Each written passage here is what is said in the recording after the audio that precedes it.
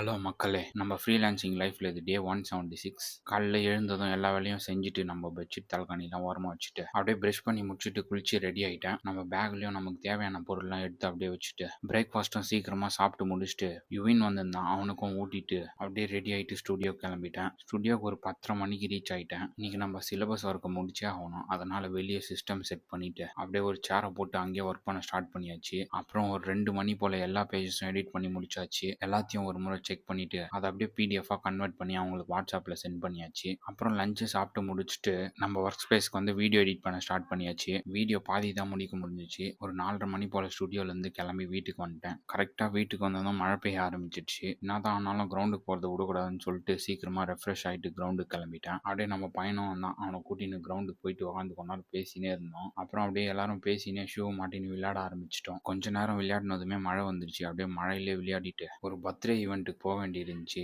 வந்து டப்பு டிப்புன்னு குளிச்சுட்டு ஈவெண்ட்டுக்கு கிளம்பியாச்சு. இந்த ஈவெண்ட்ல என்ன கவர் பண்ணோம்னா, ஒரு பர்த்டே ஈவெண்ட்டுக்கு டாட்டூ பெயிண்டிங் ஆர்டர் வந்துருந்துச்சு. அவங்க வரைகிறத தான் ஃபுல்லா கவர் பண்ணோம். ஈவெண்ட் வந்து ரூஃப் டாப் மேல வச்சிருந்தாங்க. அப்படியே வெளியே கொஞ்சம் வியூஸ் எல்லாம் பார்த்துட்டு இருந்தேன். நல்லா இருந்துச்சு. அப்படியே அங்க ஒரு பையன் வந்து போட்டோ எடுக்கிறேன்னு சொல்லி கேமரா வாங்கி டார்ச்சர் பண்ணின்னு இருந்தான். அவங்ககிட்ட கேமரா குத்துட்டு அவன் பின்னாடியே சுத்தின்னு இருந்தேன். பயமா வேற இருந்துச்சு கீழே போட்டுருவான்ட்டு. அப்புறம் எல்லாம் முடிச்சுட்டு டின்னர் சாப்பிட 10 மணி ஆயிடுச்சு. அங்கேயே டின்னர் சாப்பிட்டு முடிச்சுட்டு வீட்டுக்கு கிளம்பி வந்தாச்சு. வீட்டுக்கு வந்ததும் நம்மளை சுத்து போட்டானுங்க. அப்புறம் அவனுக்கிட்ட இருந்து தப்பிச்சு வண்டியை உள்ள ஏத்திட்டு தூங்க போயாச்சு. இன்னைக்கு கதை அவ்வளவுதான். நாளைக்கு பார்க்கலாம். பாய்.